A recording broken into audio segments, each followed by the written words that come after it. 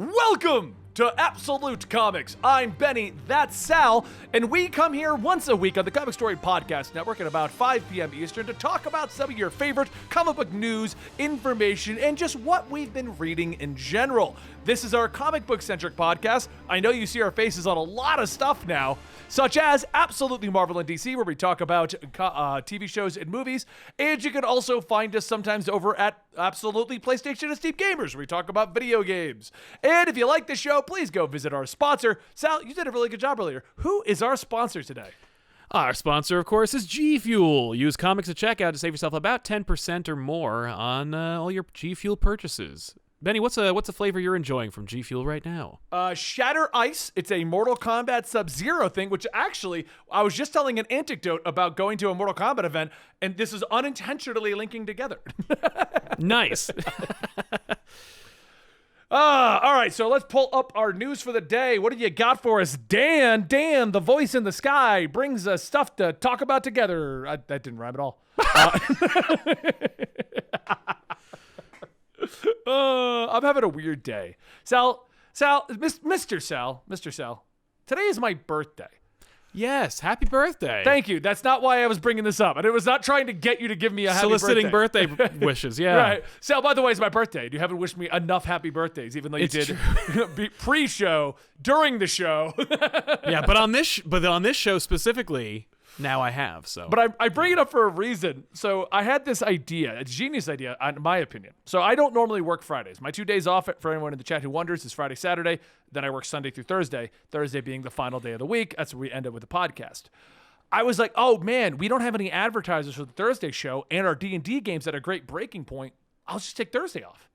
And that'll give me a 4-day weekend because then I'll just take Sunday off and I'll just take the full...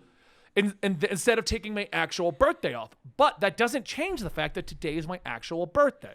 Right. And the problem I'm running into is I cannot get my head into workspace because everyone is hitting me up and they want a game and they want to give me things. And yeah, that's the problem. When you're out there and you're like, hey, actually, it's my birthday today, people go, oh, man, like, what? We got to do something. Yeah, I've recorded podcasts on my birthday, and it's exactly. Like, it's weird. It's weird. You're like half like, I got to do my job. My job's fun. I enjoy doing my job, but it's my birthday, and I really just want to go play Final Fantasy VII over there. Yeah, the problem is when your birthday does fall on like a Tuesday, and it's like, I mean, I still have to go to work, though. Exactly.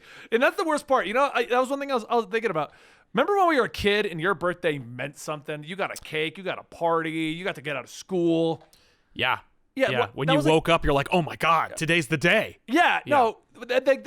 Why didn't anybody warn me that like at 15, that'd be the last time anyone gave a shit? Yeah. I mean, I feel like it's because that would have been very depressing for a child. Like, enjoy it while it lasts, kid. Like, oh, what? You think your childhood's the best years of your life? No one's telling you that you got about 80 to go as an adult. Right. You know what? It is. And it is all downhill from here. Yeah. Everything's going to start to hurt. No one's going to care about your birthday. The best you're going to get on your birthday is someone might buy you a beer. Yeah. And I'm 15 and I'm like, I don't like beer. What's that? Right. Exactly. Apparently my 15-year-old's also like 9 because... When you hit puberty, you hit it hard. At 16, I'm like, hey, everyone, my name is Benny Potter. What's going on, everyone? Yeah. Beard. I'm like, oh. Oh, no. I look like I'm a cop. Yeah, and no one cares it's your birthday. But as I'm saying, no one, like, my wife cared, and I've gotten a few happy birthday wishes, but, like, across the board, no one, I would say after, like, 28, 29, yeah, everyone stopped giving a shit. Like... Oh yeah, my least favorite birthdays, the birthdays that are the worst, have been more recently than not recently. You know what I mean? Where it's like, I remember, I think my 17th or 18th birthday was a real dud, and it was like really weird. I remember being like, oh, is this it? And then, I made sure to curate my friends and and relevant family members to the point where I'm like, if you care, then you're in my life. It's kind of how I am. I have my nice little inner circle, and everyone that I consider my inner circle either directly wish me a happy birthday or just texted me happy birthday. And I'm going to give Dan credit here as one of my good friends. He's the only one that gave me a birthday gift on my birthday. Yeah. I was surprised. It's really cool. Yeah. It's really cool. I had considered sending you like a jib jab card, but I was like, Oh, that wasn't a stab at you. No, I'm not. no, I know. But I was like, should I do it? I'm like, nah, I'm not gonna. I'll just make sure. No, it's just like, I mean, since my 30s, like almost nobody buys anybody gifts on your birthday. It's like, happy birthday, man. Like that's the extent of it. Like that's the expectation. So, absolutely. I just realized, I'm like, yeah, Dan's a great friend, Sal. Dan sent me a gift, Sal. Yeah.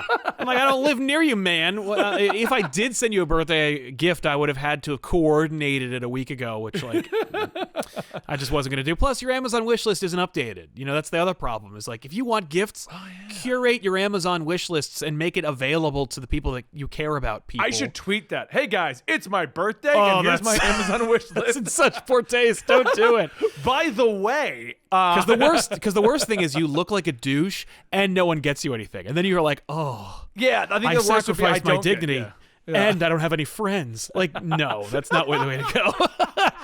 Yeah, hey, Sal, that's like, I know adults don't traditionally get each other gifts anymore, but have you looked at my Amazon wish list? I used to do that. If you remember, like, I used to send you a book a year on your birthday from your Amazon wish list, and you'd be like, you sent me a Green Lantern book. Why? And I'm like, it's on your wish list. You're like, I buy every book I want. This wish list was made 10 years ago. And I'm like, oh, well then change it. I do appreciate the thought. And you are one of the few friends that has actually given me gifts as the years go on. When we were moving the house, I actually found the Batman bathrobe. Nice. Yeah, that was nice. So. You found it. You didn't wear it, is what you're saying. No, I wore it for the longest time until it had an interesting odor. You gotta wash those, you know. They're like a towel. I learned now. You can throw that away. I give you permission. I'll send you another one. No, but it's just joking because like as I got older, it's just like birthdays don't mean anything. No one really sends you gifts. You know, that's the extent of it, and it's just. It's the worst is when your parents don't care. Like I get more celebration from like people on Twitter than I have from my parents in the last decade. My parents being like, "It's your birthday. Is it really? Is today it? Oh, yeah. Well, all right. Congratulations. You want to get dinner?" And I'm like, "Not really." It's fun. Speaking of Twitter birthday announcements, people don't realize this. I do some things without thinking about the potential consequences of my position as comic historian. Yes. Like I don't, okay? And so today I put the tweet out that there's no Thursday because it's my birthday. And I realized afterwards that was basically me fishing for happy birthdays. Yes. When all I was thinking in my head is, let's make an announcement and explain why there's no Thursday show. Like, yeah, so I don't have to keep telling people, like, why I'm not doing the show. Yeah. I did a similar thing. I put it up in my stories. We did the Zack Snyder thing, and I put Rip Snyderverse. Yeah. Because we had a whole discussion about how they were talking about trying to force it down and cancel it and things like that, right? Mm-hmm. And apparently people thought that I meant Rip Zack Snyder, like he died. Oh my God. And so I'm just sitting there and they're all like, "Oh, super clickbait, Benny. What are you talking about?" And I'm just sitting there like, it's not clickbait. In my head, it was Rip Snyderverse. I like Snyderverse. It won't come back. That's Snyder. Right. Why did you jump to Zack Snyder's dead? Yeah. I just read the rip and I saw the name. Yeah, there's no way that you still want Aquaman Volume 1, The Drowning from Dan Abnett and Brad Walker. So that wish list was actually made when I was deployed to Afghanistan, so Natalie could send me books. Yeah. Do you also want MSI Pro Series Intel Z270 DDR4 USB 3 Crossfire ATX motherboard? Apparently, I could pick you up that for $400. No, you don't have to buy me anything, Sal. And now, Triforce Mass Effect 3, the Predator full-scale replica, they don't make it anymore. I can't get you that either. No, this was made because This is 2013. Yeah, this is. I added 2017. So apparently I did some updating in 2017. I don't know what I was doing. Oh no, everything I was gonna put into a computer. I was gonna build a computer. I put into here. I've done this before. I know. Yeah. I know this look. I know because each one it's like here's the Pentium processor, here's the cooler, here's the motherboard. It's here's to the RAM. keep track of it, not to get people to buy it for me. No, it's funny because like in the wish list is hilarious because I made this the 2012. This is I just got back from the army and I was doing something. I don't remember because this is Sweet Tooth. Why is Sweet Tooth in here? I'm seeing Pocky. I'm seeing some Skippy natural chunk Monster Hunter, a fantasy novel. I don't even know what that is about. I don't even know what I was looking at. I'm deleting it right now so you can stop looking at it. No, don't delete the list. Now Make it's a got new one. Peanut butter. It's got peanut. So okay, 2011. Everything for 2011. This is what I ordered. So this is. I'm gonna read this to our chat. And for the record, we are getting to our topics in a minute. This is behind the scenes. This is how the sausage is made. Exactly. So 2011, Benny, still in Afghanistan. I have strawberry Japanese fruit cakes. This list was made for Natalie to send me things. Yeah, I can see that. Gourmet basic smart fries, Pocky. Yeah. Packages of ramen, seaweed snacks. I was doing a weird diet while overseas. Yeah. I was trying to do like a very heavy protein diet and like monitoring the carbs and stuff. It worked. Gotcha. I got down to like 220 pounds. I could bench like a beast. But Nice. and then peanut butter. Pack of 12 jars of peanut butter. You know, I just thought it was the one jar, but you're right. It's a 12 pack. And then for some reason I wanted Aphrodite number 9. Probably if you've seen an Aphrodite artwork from David Finch, you'll know why I probably wanted that at 2011. I see. Yes, I understand now. But I mean, Fables.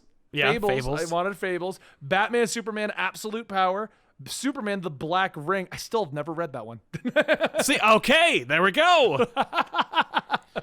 Wolverine Noir. Also never read that one. Muscle Milk. I still use that, actually. Wolverine Weapon X. I've read and done that one. And then there was a Hawkeye Mockingbird. Then Oblivion for 360. For the 360. For the 360. You're like, I don't even have a 360 anymore. It's gone. There's a Hellboy in here. BPRD. Deadpool core, and that's it. You can see that this was all for Natalie to grab me as gifts, and she got most of it too. Nice. Well, you need to mark them as purchased, man. Otherwise, I'll go update my wish list, Sal. Good. Yes. This is a cautionary tale for everybody, by the way. If you update your wish list. This is I should be doing this too because my birthday is on its way, and I should definitely have a wish list. I have a lot of shirts. Yes, you link me your wish list, and I will buy things off your wish list. Okay. Okay? I owe you, because you've given me plenty of gifts, and I don't think I've ever given you a physical gift. No, you've bought... When we go to cons, you're always like, oh, man, do you want this exclusive figure? And we're like, no. And you're like, oh, I already bought it for you. Here it is. I have done that, but only at cons. Like, it's not like... That's true. But you know what? That's like... Cons are like my birthday present for myself. They don't fall on my birthday. I just like going. That's how I do. Yeah, and I always have like a little bit of a budget I'm allowed to spend, and then I blow that by triple. Exactly. Yeah, no, because I'm just so excited. I that's the thing, is I'm just so addicted to cons in terms of like that experience of being like, I'm surrounded by everything I like. People think I'm cool here. Oh, some people think I'm cool here. And and I'm surrounded by my friends, and I get to like buy cool stuff. No, you were 100% right. People think I'm cool at cons. They don't think I'm cool. I was actually, we had a guy come work on the roof yesterday, and he knew who I was. And it was slightly awkward. And it does get awkward. One time I was at my mall, the mall that like I, made out with my first girlfriend in. And I'm walking through the mall, and one dude goes, "You're Sal." And I'm like, oh no. It's come to my doorstep. You live too close to me. Yeah, and well, it wasn't like I was coming out of my front door, and they were like, "You're Sal from Comic Pop," and I'm like, "Uh-oh." Our chat's like, oh, this is the part where they go through their outdated wish list. Yes and no. I wanted you guys to know what 2011 Benny in Afghanistan was looking to get sent to him. He needed some chunky peanut butter and some Oblivion for the 360. All right, so let's talk about something a little more comic-centric. Please, So, yes. Sal, I have accomplished my goal. Yes. I have read the first 10 issues of Chip Zdarsky's Daredevil, and I am pleasantly surprised. My only complaint is for some reason that 10th issue, they changed artists. Yeah. I don't know why. It's not as good. No, that's Hawthorne, and it's fine. That's the problem is like if Hawthorne had stayed on the book like first, it'd be like, oh, cool, what a great run. But like Cicchetto's art is next level. Oh, it is. And it does such a great job of portraying that dark and moodiness of Matt Murdock / Daredevil. Yeah. So for those of you guys who don't know, it's basically the concept could apply to almost any superhero, but I feel like it works really well with Daredevil. Yeah. But it's basically what happens when they finally just go too far by mistake. Yeah, right. And so the entire crux is off, I think it's like the first or second issue, but Daredevil accidentally kills somebody. And they very clearly, right at the start, throw out all the, nope, it was Daredevil accidentally killed him. There's no ifs, ands, or buts. There's no mystery. There's no, like, trying to hide the evidence. Nope. Yep. Complete accident, hit a guy in the head, just a little too hard. Yep. And that is the concept behind the run. And he runs into the Defenders, he runs into Spider-Man, he runs into the Punisher, he's fighting against the city, working with the city. It's a great series. I'm really enjoying it because it's exploring a concept that I have not seen in comics like ever outside of like a what if. Right. You know what I mean? Like, oh, Spider-Man accidentally murdered someone. Well, yeah, I want to see that in main continuity. I want to see how people react to him going too far unintentionally. Exactly. You know, and that's it's a great concept, great book. I'm really enjoying it. You're 100% right. And it works really well with Daredevil, which I think it would work with anyone. I could see this story working with Spider-Man. I could see it working not with Punisher, he already kills, but I could see it working with like half the superhero roster. Right. But the way Chip is doing it in this book, I've never seen it handled in that manner. Now, it's in this way, James. I've seen the idea. Somebody's accidentally killed someone. It's happened a couple times here and there. Yeah. But normally, they intentionally do it and reflect afterwards. Right. Right. Like, we never see what happens to the people that get hit hard. No. Or if they do, it's done in a really, like, kind of hackneyed way. This is... And the rabbit hole it goes down as a result of that and where Matt ends up and how Matt processes it, because Matt is like made of guilt. Yeah, that's how he doesn't have bones. He has a system of guilt-filled bladders that sustain his flesh. But Matt is like, how does he handle that, and how does he deal with it, and what's his interpretation? How does that change Daredevil and everything? And like the way that the Hell's Kitchen responds and the direction it takes, because like Kingpin, he was a Spider-Man character. He's largely known as a Daredevil character. And they've kind of they've kind of gone back and forth. And, for the most part, Kingpin is, right now a Spider-Man bad guy because he is the mayor of New York. And Spencer really played with that idea. But Zdarsky's not like, well, I'm going to do something different. No, he's like, let me take that idea and really cement the fact that Kingpin is Daredevil's greatest nemesis. Yeah. And like keep that up. So it's still intrinsically connected to the universe and there's no contradictions, and you can read it concurrently with any other Marvel Street level book, but it's distinctly its own. Like no one messes with Hell's Kitchen outside of what's happening in Daredevil, and likewise Daredevil doesn't change or affect anything that happens outside. But it is still connected. There's so much fun stuff in there. What they do with Elektra is next level. Like, I haven't gotten to that. Volume 3 is next. I'm going to that next. I just finished the first 10 issues. They're in the first hardcover. Nice. And chat's trying to go in there like, oh, superheroes are killed. Spider-Man's accidentally killed. The way they're doing it with Daredevil, in my opinion, has never been done. I've never seen that, and I've read a lot of comics. Yes, Spider-Man accidentally killed Gwen Stacy, but that was not an accident. That was he used the web and it did its thing. Yep. You know what I mean? Like there's other superheroes that have accidentally killed people by going over the line. Exactly. Daredevil hit a guy. He got picked up by the ambulance. He found out later that guy died. Yeah. This wasn't like he slammed his head into a wall. This wasn't like he got a little too heavy with it or a gunshot went off weird. He literally did his everyday thing. Yeah. Jumped he just slipped. Yeah. Beat up some thugs and just slipped up. But he didn't even find out until the guy was in the hospital. Right. Yeah. So it's really cool. And like two of the issues are all about like, okay, someone definitely had to manipulate this. There's no way Daredevil accidentally killed somebody. Mm-hmm. And other people commenting like, man, like, are you sure that was you? What happened? Right. Yeah. So it's really good, really good. Yeah. That first story with Punisher, wasn't it dope? Just like, oh, dude, the Punisher was such a surprise because I had no idea what I was going into with this run. So when Punisher showed up, Spider-Man showed up, even the Defenders, I was like, oh. People I know. Yeah, and how they interpret Matt. That moment when Matt, like, there's a moment where Matt fights Frank in Frank's bunker, and it's just crazy. So good.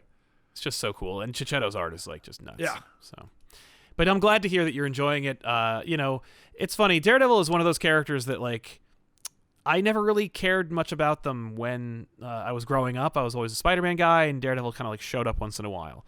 But as I get older, I like come to appreciate it. I'm like, this is a cool character. Yeah. Yeah, I've always liked the idea of Daredevil. I've just he's my old. It's kind of like my early problems with Spider-Man, late '90s, early 2000s. Daredevil just whines so much. Right. It's all about his Catholic guilt and all that. And I get the plot. I get the character behind that. It's not for me. Back in the day, Spider-Man every other issue was like, oh my God, Mary Jane hates me and Mom, Uncle Ben. And I hated him. I hated Spider-Man in the early days. Yeah. For me, Daredevil, I've gone back and reread some stuff like from the 90s, like when I had the opportunity and did in fact read a couple of Daredevil issues, and it's all because of D.G. Chichester. That guy should never have been anywhere near Daredevil, and it's just so weird and so boring and so stupid, and it just goes on and on and on. That's where Fall from Grace comes from, and it's just like every time I see that guy's name, and he's the guy, he's like the shepherd of Daredevil at the time. And then they did the amalgam Marvel DC crossover and the Daredevil stuff, D.G. Chichester, and I'm like, not again, this guy. That reminds me of everyone's reaction to Scott Liddell with Red Hood, because he's run so long with the Red Hood. Like, it got to the point where it's like, if you didn't like what Scott Liddell was doing, Scott Liddell still hasn't left. It's like 150 issues, guys. Like, he's been there since the beginning of the New 52. This has gone on for a very long time. But, like, I was a fan of his work, but there was always those Red Hood fans that are like, Scott Liddell ruined Red Hood. Who's doing the new run? Scott Liddell. Oh, why is he still there? It's very Dan Slott Spider-Man. Oh my God, Dan Slott is just, it's time for him to move on. Okay, well, don't worry. There's going to be a new book. It's teasing. It's called Superior. What's it about? Oh, it's Dan Slott Spider-Man. Dan Slott Spider-Man. Continuing. Here we go. Yeah. So I'm enjoying that. Thank you so much for that recommendation, Sal. Oh, sure. No problem. Now, can I give you a recommendation? You may. Yeah, absolutely. Okay. Let's hear it. Power Rangers. Finally read it. I've heard, what is it? Shattered Grid is the one I should read? Shattered Grid is the best thing ever. All right. I'll check out Shattered Grid. Will you? Do I need to read anything else, or can I just kind of read? Technically, yes and no. I'll find out the exact point where I think it's issue 20. Because there's like 20 issues ahead of that. It mostly resets up the Mighty Morphin team if you're not tracking who the Mighty Morphin team is. I'm not. Right. But what I was saying is, like, if you didn't watch the shows as a kid. Right. That's the Mighty Morphin team. Yeah, well, I know the show. Like, right, so if you know the show, you're fine. The first 3 arcs are about that team and being concurrent in, like, what they've done since the show. It doesn't just jump into Shattered Grid. Right. Okay, cool. I'm up to, like, White Ranger. That's, when he... Then you have all the knowledge you need. You don't need any of it reestablished unless you're that forgetful. So. All right, No, not when it comes to that stuff. I'm like, yeah, I remember all that stuff. I mean, like, because every episode of Power Rangers was the same, so it's not like it's that big of a deal. The only stuff that you'll be questioning, they'll explain again as it's happening, kind of a situation. Like, sweet, even better. There we go. I think the only major plot point I can think of that they even really touch on is in this continuity, Zach was approached first for Green Ranger. Oh, and he turned it down, and then they found Tommy. Okay, all right, cool. So that's the only thing I can think of that really comes back up. All right. Because all the world building they do in issues 1 through 18 is set up for, like, after Shattered Grid. That's where a lot of it comes back.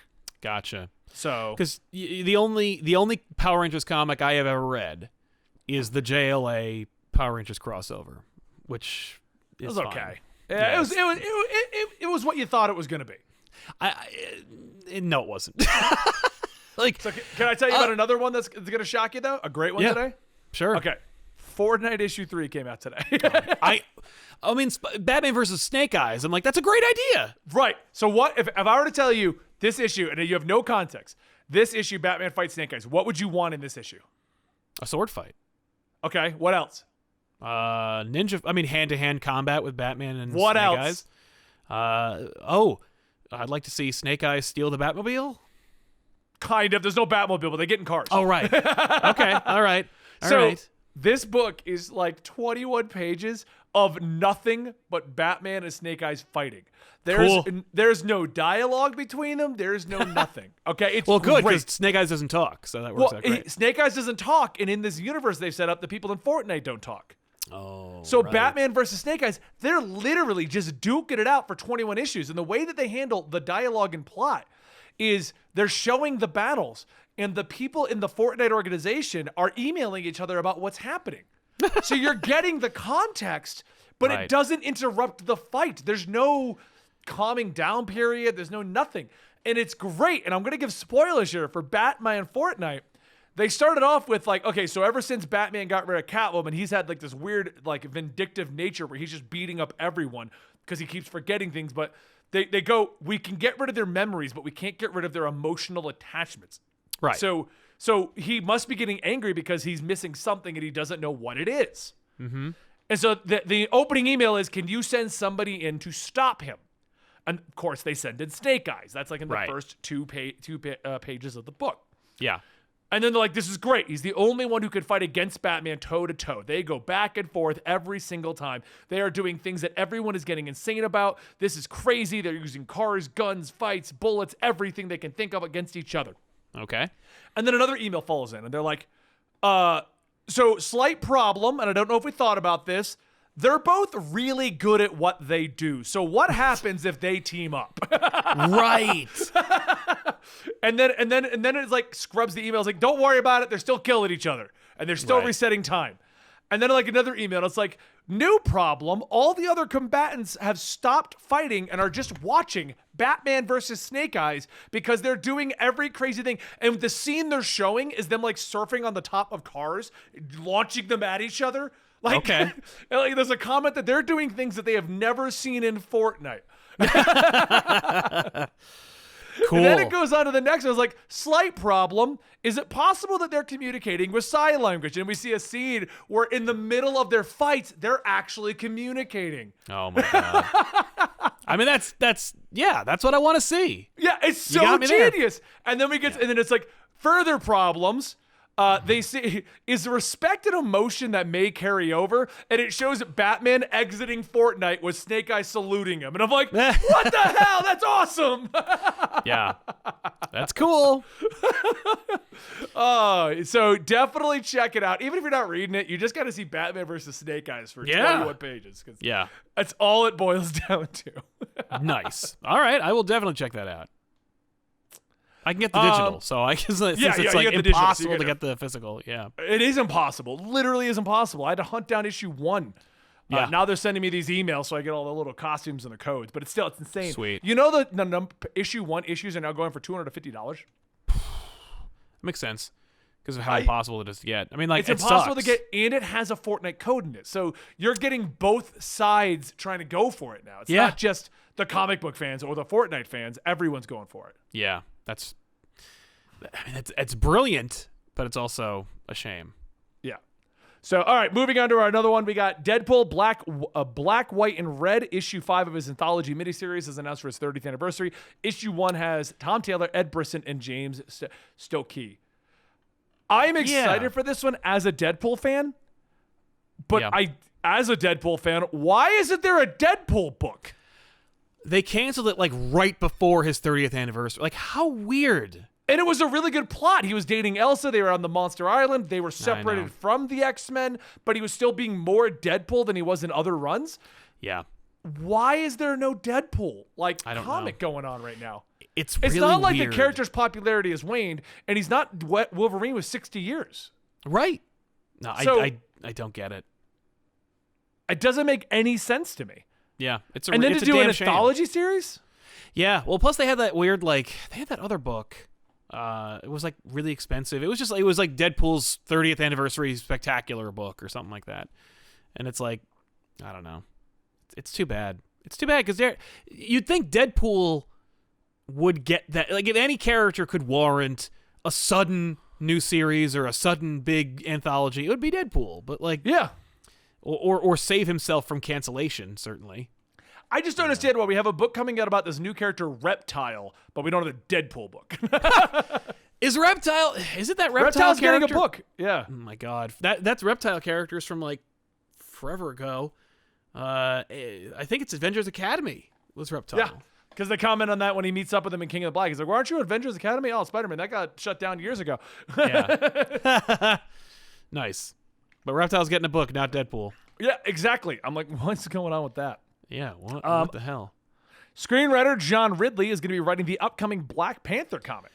Yeah, that makes a lot of sense because, of course, John Ridley was going to do like the premiere Batman book, and instead it turned out to be not a premiere Batman book, instead an alternate reality version of Batman, still awesomely drawn, by the way, but relegated to Future State.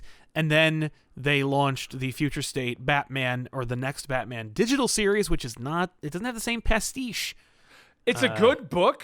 Yeah. You can definitely tell what it was intended to be originally, though. It was not a digital book. No.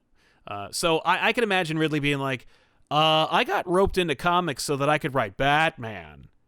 Yeah. If there's going to be another Batman running around and he's white, I'm out. And it's like, yeah, all right. I mean, he's also doing the other history of the DC universe, so he's got other things going on. But I would not blame him. Are you reading Next Batman? Like, have you read up to current issues? Nah. I haven't read issues 11 or 12, but I don't think he still has the suit. What? I think he still doesn't have the suit. That's weird. The first 6 issues, he doesn't have. We have it ready to go on the channel, and he does not wearing the suit. And then I read 4 through 10, and I don't remember him getting the suit. Or maybe if he did, I didn't read that far. He's still not Next Batman. Like, that's weird. It's all right. It's a family dynamic book. It's all it is right now. Yeah. Like, which, I mean, like, that was clearly what was pitched, but, like, I don't know. It's all about his relationship with his brother, sister, mom, and dad. Yes. And it is leading to him becoming Batman, and they keep implying it in the covers. Like, he'll be looking at a bat suit. Like, what? No. That's no good, man. Yeah. That's no good. And, like, I'm on board because I really like the dynamic they're building. Right. But I'm reading Next Batman. I'm not reading Lucius Fox and his dysfunctional family. Yeah. I mean, they're like, you are, though, because that's what we're selling you. Yeah. That's like, too bad. I don't know. It's interesting because I've never seen this side of Lucius. I've never seen this side of his family. Mm-hmm. But also, where's Batman? Right. Like, they've had more Batwing than Batman. Oh, that's no good. I mean, like, because people had been drawing. They were when they first announced it, people were like, "Oh, obviously, Batwing will be Batman." And it's like, nope. So you don't want to keep drawing. Yeah, nah, he's still Batwing. Like, oh, weird. That's very weird. It's so weird because it's out of all the books that I've read recently, this is definitely one that I'm enjoying. Yeah, but wondering why. You're like, what is happening? I'm wondering why. One, probably just because it's really well written. Mm-hmm. But I'm also like, guys, we're 12 issues in, and even on a digital, that is a 6-issue series. We are on issue 6 if it says when you transfer this into actual issues, and you don't have the Batman of Next Batman. Yeah. To paraphrase Jurassic Park, there will be some Batman in your Batman comic at some point, I assume. But yeah, that's, it's too bad. So moving on to our next one, with COVID restrictions easing up. Okay, for the record, they're not easing up. They literally just came out and said, vaccinate or wear a mask. It's over, people. Yeah. Burn your masks. It's over. It's over. And I'm like, and by the way, my governor in New Jersey was like, it is not over. He's like Jimmy Smits from friggin' the prequels, where he's like, actually, the debate is not over. Yeah. I don't know. The comment was just so funny because I was watching a news thing and they're like, yeah, this is either going to make you wear a mask or get a vaccine because we can reopen everything if you do one or the other. So this is just going to resolve all the anti-vax, vaccination, mask versus no mask arguments. And I'm like, no, you're causing more. Yeah. Yeah. No, you're making it harder, actually. Why say anything? Just keep incentivizing. Let us keep moving forward. No, let's roll vaccines, and when everyone that wants it is done, then we worry about the people who don't want the vaccine, and we figure that one out. But no. It's just like when they were like, "Oh my God, vaccinations are going out to the public in 3 weeks. Open everything tomorrow." But it's not though. So anyway, good news. Yeah. Oh, yeah, good news what? Go ahead. I was just going to say, like, good news. They say the storm is only going to last a day, so we can start opening the windows. With the restrictions easing up, Baltimore Comic-Con has confirmed that they will be doing this year, and they've got Brian Michael Bendis, Frank Miller, Garth Ennis, Tom King, Mark Waid will be attending, scheduled for October 22nd to 24th. Yep. This is a terrible idea. Why? Because New York is a week before that. No, is it? I think New York is the 7th to the 10th. And then the 22nd. So you're going to go to New York ending on the 10th. You're going to fly back on the 11th. You're going to recover from your con credit if you didn't wear a mask at the con. Mm-hmm. And then you're going to hop on a plane. You're going to go to Baltimore. No, that's the next week. You have when you get back from New York Comic-Con on Sunday the 10th, you will have a full week and then another week. And then a week after that. Yeah, you have a full week to recover, and then a week later, you have another week, and then, because it's the 22nd, right? Yeah. Yeah, so no. But then you have, 2 more weeks off, and then San Diego. Well, no one's going to San Diego.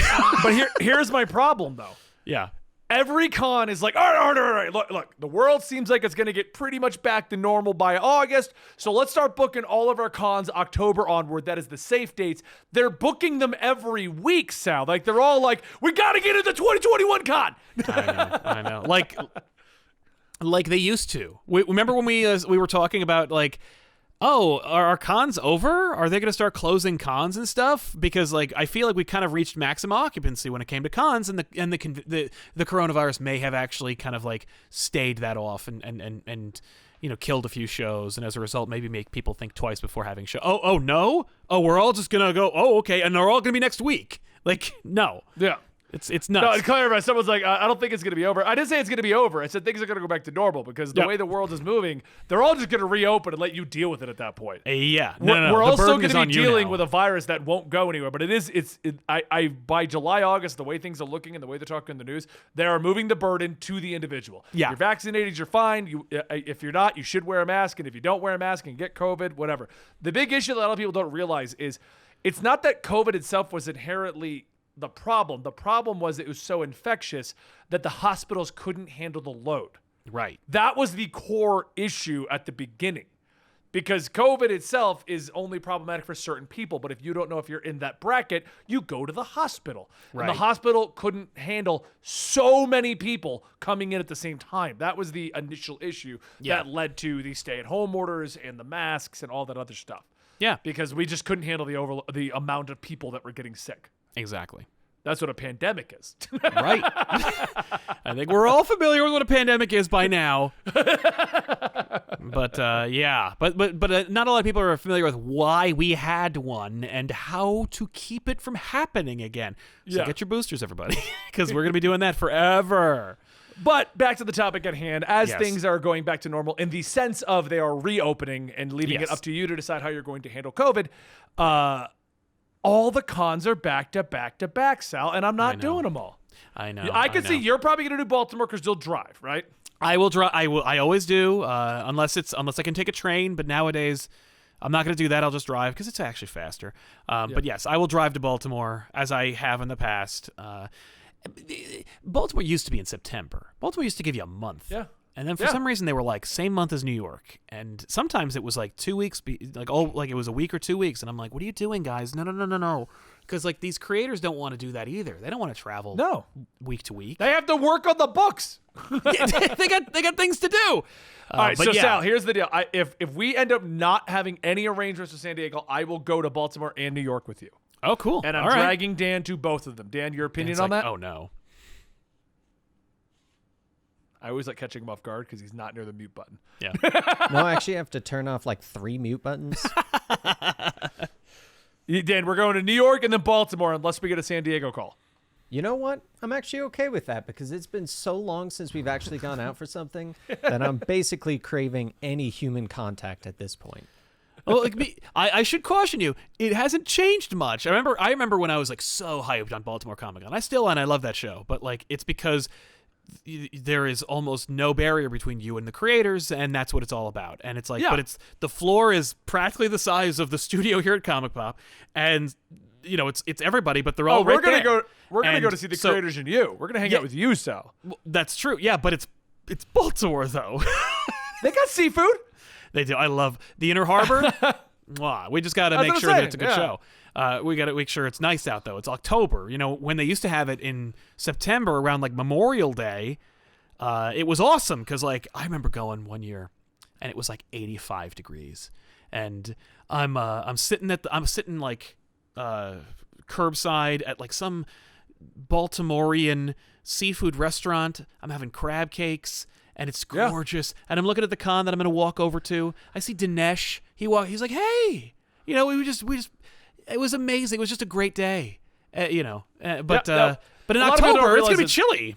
I'm at the point with these conventions where I barely go for work. I do it more to maintain relationships and hang out with friends in cities that I don't have another excuse to go to them. This is true. I would That's never why go to if you- Baltimore for any other reason. That's why if you ever catch me at a con, I'm on the floor for like 2 to 3 hours. Because work is done in like 2 to 3 hours. We're literally done. At that point, we're either shopping for ourselves or we are off the floor. Yeah. So yeah, I gotta have an excuse to take my wife to the aquarium because the aquarium is at the convention center. It's right next door, and we've been to Baltimore Comic Con, my wife and I, since 2006. That's how long I've been going to Baltimore Comic Con, and I've never been to the aquarium. all right, you ready to go to the big one that like I think 20 people have arrived to our chat and said, "Did they talk about it yet?" No, yeah, we might as well. Let's do it. All right, Sal. So, Warner Media and Discovery are merging. Yeah. Yeah. What? So, I'm going to give you a full rundown. Dan gave us great notes so you can get caught up on the known facts before we just start speculating. Right. AT&T originally bought Warner Media for $85 billion in 2018. This deal was merging Warner Media. This new deal will merge Warner Media with Discovery for $43 billion. Right. If anything says we're admitting defeat, it's that. Yes.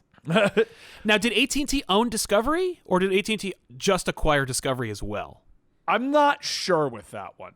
Right? But, so as of right now, HBO Max and Discovery Plus will not be merging. Sure. CEO Saslav says that his team will look at the product strategy that may lead to merging the two streaming services. Of course they're going to merge. I don't see why they wouldn't. Because no one's paying for Discovery Plus. No one. Yeah, I didn't even know that was a thing. I didn't know it because- was a feature. Let me tell you something. My wife and I were suddenly addicted to a show called Flea Market Flip, which is it's a delightful show. That sounds amazing. Oh, it is. It also sounds like it's going to lead to me and you teaming up to go to every flea market at every con. You are going to watch this show and go, this is it. We're going to make this show. We're going to do a comic version of this show. I promise you, you're going to watch the show and you're going to be like, first of all, I have a huge crush on Lara Spencer. Secondly, I am so on board for doing this. But like, we got addicted to the show. There was a comic We watched creator it all who the tried time. that. They got one episode out.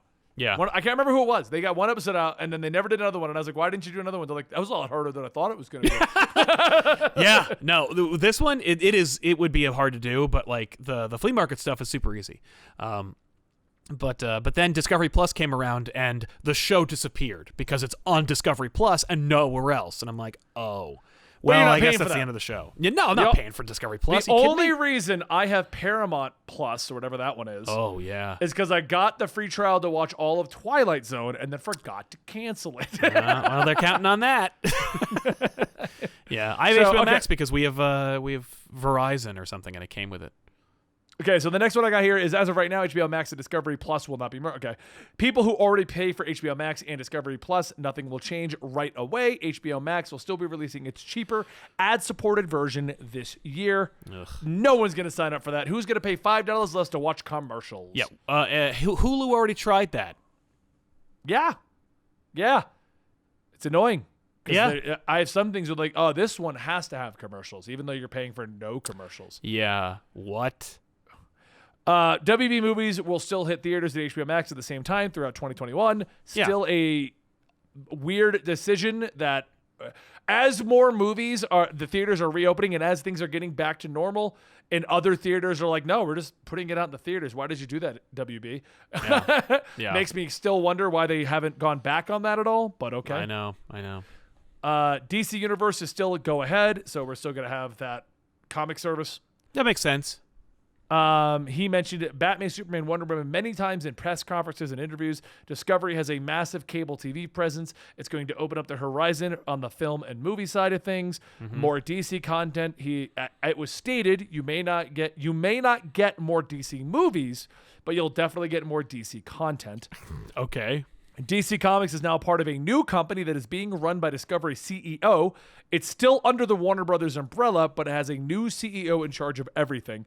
I don't know how I feel about that. They've shifted CEOs 3 times in the last 3 years. That's why DC has like no direction right now. Yeah. The direction literally is, Josh, what do you want to do? Infinite Frontier? Let's do it. Fuck it. Yep. By the way, like it's a good direction, and I would trust Williamson to do it right because he's like read the books and knows what's going on.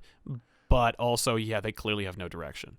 Oh yeah, no, he's making it work. I give the guy credit. I'm enjoying Infinite Frontier right now, and it's got some direction, but it's quite evident he picked up this direction in December of 2020. Yeah. There's a few things that are lining up, and a few things where I'm like, Red X is on the squad and against the Teen Titans, and you just want Red X everywhere. I'm on board, but right? But like, why though? Yeah, you know? And it's like, why is Grifter everywhere? Like, I don't know. The latest issue, the latest one was good though. I liked that. I mean, it's still cool. Issue. Yeah. But and then the last one, not all Warner Brothers Interactive will be sold off. Some will stay with AT&T, and some will go to the new company. No further details revealed. Weird. No, you know what this is? If you've been following the news rumors, AT&T made the $85 billion purchase in 2018 with a decision that they were going to go into streaming services and everything. Yep. It has notoriously not worked. Right. It has been listed. If you follow Business Insider and all that stuff, it is basically listed as one of the worst business decisions yet, because AT&T bought this huge multimedia company with a $200 million debt in place for it. Yes. And they had no plans on what to do with it. Yes. that was the biggest blunder. It was like, we got WB. What's our debt like? $200 million. Okay, cool. So how are we going to make that back? You figure it out. We're going to spend billions of dollars to create a streaming competitor for Netflix and Disney Plus. That's what we're going to do. From a company that's known for phones and wireless networks. Not only that, but a lousy company. AT&T has not been a leader of anything in decades. No one trusts or likes what AT&T does with its service. And then they were like, and we're also going to get... It seems like, because AT&T was like the top dog in like, the 80s. And then they want to get back into top dog status. I'm like, just gracefully die. What are you doing? Well, but they did this, and they didn't know what to do. They're not a media company. Like, they don't understand it. And so the idea of them going like, well, we have Discovery, we'll let them run it. I mean, like, that's like the best decision they've made in a series of boneheaded decisions they should never have made. They just at least passed it over to someone who knows what they're doing finally, or at least has a better idea how to do it. But if you've been following along, every other month there was a rumor they're selling DC. Yep. They're selling WB Games. They're selling WB Movies. They're selling DC. They're selling. There was other things too, but like in the geek world, in our sphere, that's what we're hearing. Yeah. That's what we're hearing. But there was other things too that they were just. It was basically they bought Warner Brothers and then were trying to sell any portion they could to make back their loss. Yeah, but not the parts that were too valuable. You know, because they're like, well, we bought it to get this, but we also can't afford it, so we need to get rid of some of it. But stuff that isn't valuable enough to what? It would be if Disney had legitimately bought Fox to get the X-Men. Like they were like, we got the X-Men, sell everything else off. Fox is whatever. Oh my God. We God. all would have been like, what are you doing? They're like, sold Aliens, sold Predators. Yeah, sold Simpsons. Like sold SportsCenter. Like just get rid of all of it except for the X-Men. That's what WB basically was doing. They're like, what do we need? What's funny is I don't think that AT&T even knew what WB had to buy it. You know, they were just like, who's left? And they're like, Warner Brothers, I guess. And it's like, buy that then. Yeah. Well, and here's the other issue. Like, they were trying to sell things. The problem is they can't sell like WB movies to Disney, and then who else is going to buy it? Every other movie company is in heavy, heavy debt right now. Yeah. Like, everyone's in debt except Disney at this point, and Disney's not allowed to have any more movie companies. Well, and Disney was in debt during the pandemic. They were heavily in debt as well. Like, Disney spent money they didn't have to create Disney Plus. It's just that they also had enough money and capital and talent and studios that they were able to make things people needed to subscribe to Disney Plus to get. And so it, like, I don't know if it's offset the cost. I don't know how insolvent Disney has become, but like, I know that even Disney was not immune to the coronavirus and to overspending. So it looked to me, there's no reason for that to have happened. What it looked to me happened was AT&T was like, we're going to buy all of WB for this crazy price. And then over the years, we'll start figuring out what we don't really want. We'll start selling off those portions. Right. It's like, it sounds to me like something like Dan and I would do. I'd be like, Dad, we're going to buy, you and I, Dan, we're going to buy this entire strip mall. And when we start to realize which ones can't properly pay the rent, we're going to start selling them off. But then the pandemic hit and nobody has money. And it's like, oh, who do I sell this? Dan, we got to sell it. And you're like, to who, Benny? There's no one to buy it. Yeah. And none of these businesses are making any money. Yeah, and no one can buy it, Benny. I know, but Dan, sell it. Sell anything, whatever you can sell. Batman, sell Batman. Sell Superman. But Benny, who's gonna buy Batman? Call the mouse. The mouse can't buy Batman, Benny. Yeah, That's what it yeah. seemed like I to mean, me. and listen, like I don't even think that I don't even think Disney would buy Batman right now. Because I think Disney's like the price is too high. Like if Disney could buy a single character, it would be Spider-Man, because Spider-Man is their Batman, and they would have it just so they wouldn't have to deal with another studio. And the fact that Disney repenned another deal with Sony means they couldn't just pay them off. So if that's the case, they couldn't afford Batman. So even AT&T couldn't even sell Batman if they wanted to. I get a feeling that they were trying to sell the parts. What it sounds to me is because none of those supposed deals went through. No, they wanted too much. I get a feeling AT&T was like, "Look, we will sell you DC Comics, Sal, for $5 billion." Right. And it's like, it's like $1 billion a year industry, so we'll say $5 billion. And then you were like, "No, Benny, I don't have a lot of money. I'll give you $2 billion." And I'm like, no, Sal, $7 billion. Yeah. No. Marvel sold for 4.5 or 4. Like Star Wars was 4. So I can imagine them trying to sell DC for 4, and they're like, "We'll buy Batman for 2."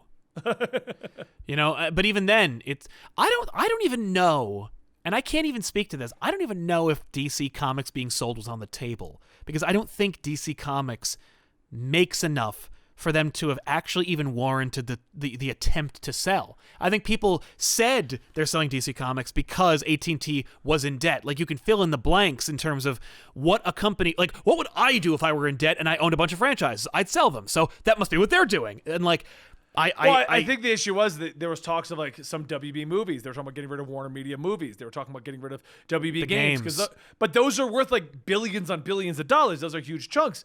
Yeah. I think you're right. Like I don't think the comic book industry is doing poorly at all, and I don't think DC is about to shut down like some of the naysayers like to say. No.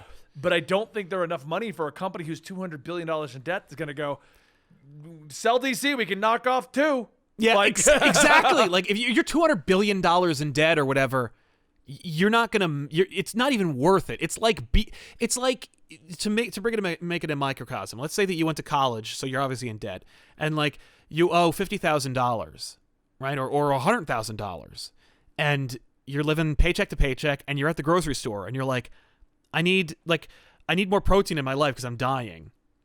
Should I buy these bananas? The bananas are $1. Buy the bananas, for God's sake. Like you're not gonna. You're not going to break the bank by spending the $1. Just like, well, I could sell my 360. I could probably get like $20, $40. And it's like, that's not worth it. Like, it's worth it so that you can buy food, but it's not going to solve your debt problem. It's not big enough. DC just wasn't big enough. The franchises, like the exclusive rights to make the films, maybe. And only then, maybe, because only one of them made $1 billion. Out of like the 4 or 5 attempts they've made. It reminds me of like when your grandmother sends you like a $100 check. She's like, "This is for your debt." Yeah. And you're like, "Thanks, Grandma. I still owe $49,990." Yeah, exactly. Like you might as well just buy yourself a video game or lunch. Yeah. Like, yeah. So that's where they are. But I think the fact that they sold the Discovery for half the price just tells you that it was a disaster. Yeah. They didn't know what they were doing, and they just took whatever they could get to pay their debts down. Yeah. Now, so AT&T is still in charge of Warner Brothers, but they are merging Warner Media with Discovery. Yes. So AT&T still technically is in charge, which is too bad because they're a terrible company. They don't know how to run these people. But they do know that Discovery is a media company that makes entertainment, and as such, could possibly know what to do with an entertainment company like Warner Media. And I think that's what this boils down to. They're like, look, we don't. It reminds me of like it happens a lot of times in business. It's like, I want to open up this store, but I don't know how to run this store. Right. I know what I know, but I don't know how to run it. So I'm going to just give it to you. You're going to run it for me, and I'll take a small portion, and you make your bones off of this whole thing I gave you. Yes. And that's basically what it sounds like with Discovery. They're like, look, we'll take $43 billion up front. Yep. We'll take a small equity and stake in this new creation, but you just take Warner Media and figure it out. Yes. Because we can't, and we're not going to make any money. You can make some money. Yes.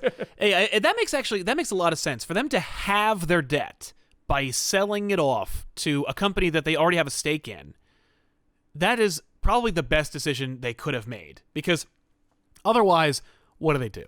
Sell Warner Media to Amazon, Apple? I mean, I guess they could have, but like my guess is they have a connection with Discovery, but I don't know that. Like I don't know what the hell Discovery is. Like who owns Discovery?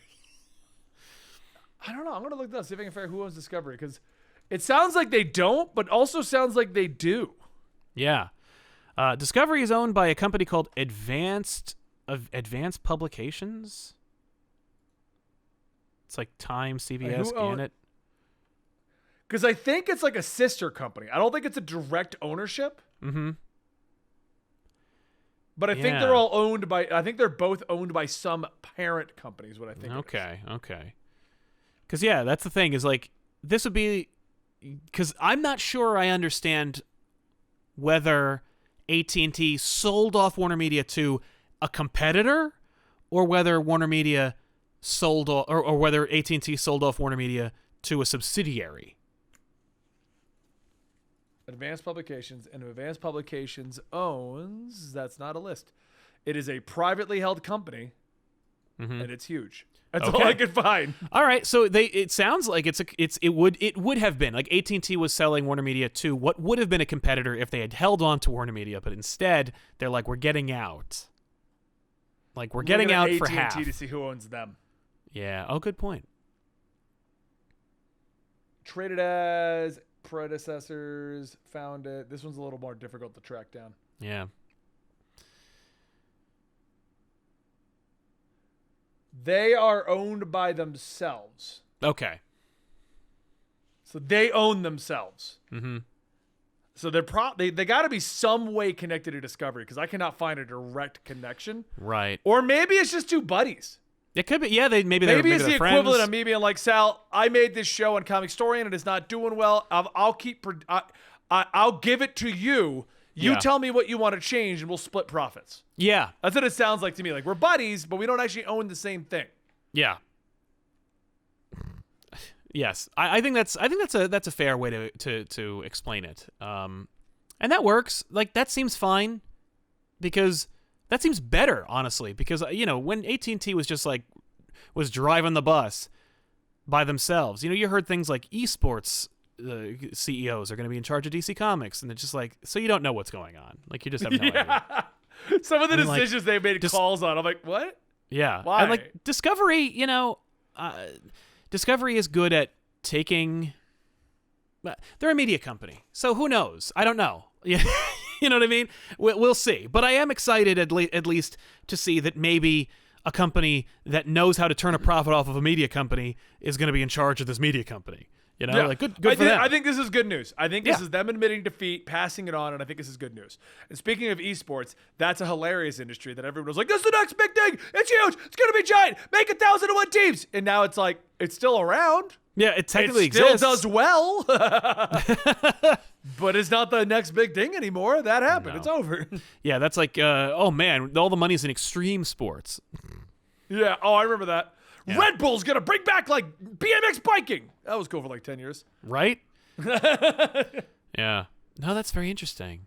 Because, yeah. Oh, man. The question is, what will Discovery do with DC Comics? Because... Well, obviously, if they're talking heavily about Batman, Superman, Wonder Woman, they got plans. Yeah. Because I guarantee you part of this merger was like, okay, so we have DC now. Right. Maybe we can figure something out. They got like 9 universes going at this point. Right. Like, well, I can imagine that Discovery is more probably interested in the licensing. Like we're going to put Batman everywhere. Guy Fieri, Drivers, Dinans, and The Dark Knight. Like, it's just going to be nonstop. Could you imagine that show? It's Guy Fieri and a guy in a Batman costume just driving around. Yeah. Oh, even better. It's Guy Fieri and Kevin Conroy going in the around Batmobile. In the Batmobile, getting Discovery. We got a show. Yeah.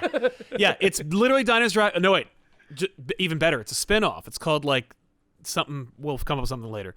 But like, capes, cowls and cuisine, and it's Kevin Conroy, and he drives the '60s Batmobile around, and he goes to like crapball diners and stuff, and he's like, this Taylor ham, egg, and cheese sandwich is excellent. We There gotta we go. show. We But gotta show. you know, Capes and cannolis. sounds good to me. And they only go to Italian restaurants. Yeah, I mean, there's plenty. I got a list for you, but but it sounds like at the very least they're like, we know what we're doing in terms of like making shows. Obviously they're like, we don't know. Them admitting they're not going to make movies is kind of like, why? Well, I wonder what this. See, we're all talking about the merger, but what is this going to stop and halt that is already rolling? Yeah, I doubt mean, it. Well, from a consumer standpoint, nothing might change. yeah. No, I think in comics, like DC Comics, they've got things locked in for the next 2 years. So like, Yeah, I don't think Infinite Frontier's got a plan. They told us the ending. they did. Like, we know, but like, DC is also one of those things where everyone's like, it's so small, they're just gonna ruin it, and it's like, actually, it's so small that they're just gonna ignore it. Like, Yeah. as long as it turns a profit, they're just gonna keep doing what they're doing. They're at the most, they're whoever's in charge of DC, is it Marie Javins? I don't remember her name, but the one in charge of DC is gonna talk to the head of whatever this new company is and go like, so what's your plan to make sure you don't go in the red? This. Okay, good luck. Keep it up. Let me know if you need any like pages or anything. Let me know if you need any art. Yeah, I don't know. I'm excited to find out, but I think this is the best move. This is way better than AT&T going like, we'll figure it out as we go. No, because every year that they were trying to figure it out as they go, all you hear is like, they're going bankrupt. It's like, yeah, how? and I mean, like, You're yeah, AT&T. I mean, because you offer an inferior product at a very inflated rate. That's why. Like, screw AT&T. But like, I think that's cool. Good. I mean, so I'm cautiously optimistic. I feel like it's a good idea. It's better than nothing. Yeah. But I think time will tell. But as far as DC, if I were to make any predictions, I'd say you will not see any changes for DC Comics in the next 2 or 3 years.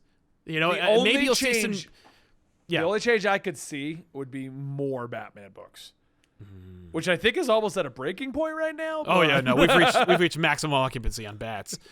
But yeah, I mean, I honestly I feel like the only thing you'll see that's different is names. Like, you might see old names come back, you might see new names appear. Like, in terms of at the editorial, like, if most people who read comics don't even notice or care, but like, you might see some new names, you might see some old names, but just kind of like sloshing around. But as far as your favorite books are concerned, I wouldn't see any major changes. Hell, Discovery might have a new distribution plan, which, oh my God. I will say, I got myself, how many Batman books are there right now? There's 3 mainline, right? Detective, Batman, and the Detective. Yeah, Batman the Detective, Batman, Detective Comics. Those are 3 mainline Bat books. And then we have Batman Urban Legends, which is Batman adjacent, basically. Yep. There's Batman Black and White. 5. That's there's also the Next Batman digital series. 6. Do you want to count Robins? Because there's a Robin book. There's a Nightwing book. That's 8. I mean, nobody thinks Robin. What is that related to? Yeah. There's also a Catwoman book. That's 9. Batman appears in how many Justice League books? There's the main one, which is 10. There is the Justice League Chip Zdarsky alternate reality series. That's 11. There's Batman Fortnite. Batman Fortnite. That's 12. And that's only the Batman. Those are only books that either have Batman in the name. Future State, which apparently, according to Joshua Lewis's tweet, is still going to go as a continuing series. Yes, it is. Did you ask him about that? Did you ask him? I saw you did an interview. Yeah. What did he say? Oh yeah. No, he's apropos of our discussion about Future State Gotham. He said it was absolutely planned to be a series. The art is absolutely finished, and there is no he was like, no, this was always the plan. Did you ask him, or did he go, okay, I saw your show? He did not. He did not admit that he saw the show. I reiterated it. I was like, it looks a little unfinished. He's like, no, this has always been made to be black and white. They had this idea before, da-da-da-da. But he maintains that it was absolutely meant to be an ongoing series. It was not a holdover. It wasn't left over from something else. This was like, they had this idea after Future State. They're saying that we are forgetting Batman Catwoman by Tom King. Batman Catwoman. There's also, like you said, Batman Fortnite, Batman Catwoman, and there's another one that I was thinking of that I forgot about. No. No wonder I feel like I get Batman every week, because I think I am. Because you are. There's the Legends of the Dark Knight series. That's a digital exclusive show or book. There's also the Joker book. Yeah, Joker. You know what's funny is, so I transitioned my channel to doing these individual compilation issues, which, by the way, Sal, I am having so much fun doing this. Yeah. Because it also works really well for the channel, because people are watching these. I get to clickbait them all by using the name Batman. Yep. And then Dan's got a master list, and it's like, all right, so we just made 12 full stories at the same time. Dan, get to work. Yeah. Sorry. It's funny because, like, this week alone, we have like 3 episodes that are all Batman clickbait. I mean, good, right? That's all good for us. And Batman Superman, that book. Oh yeah, that's still going. Batman Superman. And there's 2 Justice We named Leagues, all those. Yeah. Challenge of the Super Sons is a digital exclusive series that technically has Robin in it, so sure. So at least 15. I'd like you all to know, for anyone who's been following along with the audio version of our podcast or been watching these on YouTube for the longest time, the common fan that we have, that Tevya, who constantly brings up Superboy. If you've been watching these shows, even if you're never watching it live, you know the name at this point. Yes. Still to this day refers to Superboy John Kent as Superboy John Kent. Yes. It's like full name. Like, you have to use the full name at all times. That's right. It reminds me, I was just playing that Nier game, and one of the main characters, Grimoire Vice. Yes. Every time he'd show up, everyone's like, Vice! And he's like, Grimoire Vice, use my full name! I just picture Tevya just being like, we'll be like, it's Superboy. And he's like, that would Jonathan be Kent, Superboy. Superboy. Jonathan Kent. From Challenge of the Super Sons. From Challenge of the Super Sons, who teams up with Damian Wayne Robin. Exactly. Those are all the books, I think. Those are all the Batman books. I think we nailed it. Yep. So 15 Batman books. Oh, my God. 15 to 16. I think we probably missed one. Yeah, I'm sure we missed one. But, oh, my God. Whew. That's ridiculous. I don't think they need to add any more. I feel like we're good. And, and that's... I could see, like, Discovery being like, all right. So, like, goes to, like, the guy writing Green Lantern. What if Batman was in this? Yeah. He goes to the guy writing Flash. What if Wally teamed up with Batman? Yeah. Like, hear me out. Yeah. Hear me out. At least 2 months worth of stories where Batman shows up. And then they go to who's writing Superman now? I forget who's. Tom Taylor. Yeah. What if Batman showed up and Tom's like, there's a book. It's called Batman Superman. Say that in Australian accent. Do that. There's already a Batman Superman book. But what if there were 2, Tom? Just crikey. Yeah. Oh my God. So yeah, I mean, like, good. Time will tell. Yeah. We gotta use some of our pull. We gotta talk to some of these people at the high end and go like, "What's going on, you guys? Tell me." I get a feeling if we were to show up and be like, "Hey, I'm gonna pitch you a Batman book," they'll be like, "Oh, wait, we don't have enough." Yes. Yes. Okay, you're speaking my language. What's he gonna do? Appear on every page? Done. I just like how the Batman anthology book, which is supposed to be about everyone else in Gotham, always has Batman. Of course.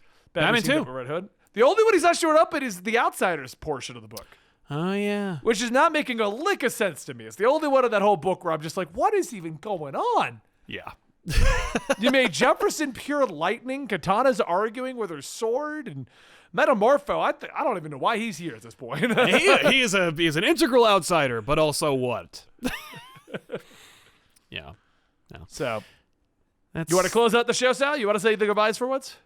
Oh, sure, yeah. Well, thank you so much, everybody, for watching this episode of Absolute Comics. Of course, don't forget to check out our sponsor, G Fuel. You can use comics at checkout to save yourself 10% on your G Fuel order. You can enjoy Benny's favorite drink of the period, which is Shattered Ice. which of course is Mortal Kombat themed. Yes. If you're into that kind of thing. You know what we didn't talk about at all was the fact that they dropped a Snake Eyes trailer apropos of your 0 Point Fortnite book. I wasn't gonna comment on it because you said you don't want Snake Eyes to talk, but I think we'll do an extra. We'll talk about that in a minute. We'll do our trailer discussion for AMD. Let's do that. Okay, all right, cool. So let's close this out. We'll do that. So if you guys want to see that, go check out Absolutely Marvel at DC. It'll be over there very shortly if you're watching this on YouTube. This is true. So otherwise, we'll see you guys next time with another episode of Absolute Comics. So long, everybody.